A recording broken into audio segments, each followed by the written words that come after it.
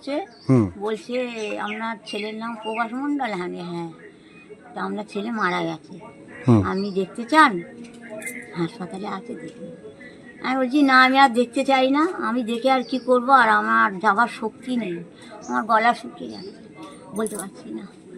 হ্যাঁ, তাই বলছে আমার যাওয়ার শক্তি নেই, আমি যাব না, তোমরা ঝাঁকো। বলছে ওর তো আই কার্ড লাগবে।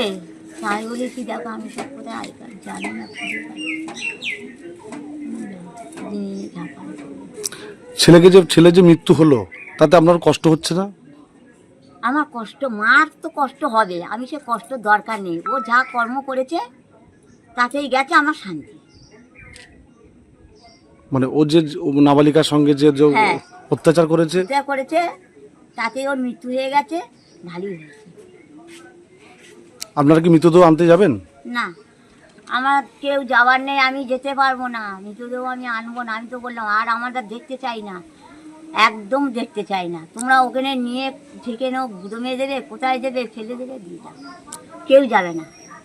আচ্ছা, ওর আচরণে কি আপনারা কি ক্ষুব্ধ ছিলেন? মানে খুব অতিষ্ঠ ছিলেন?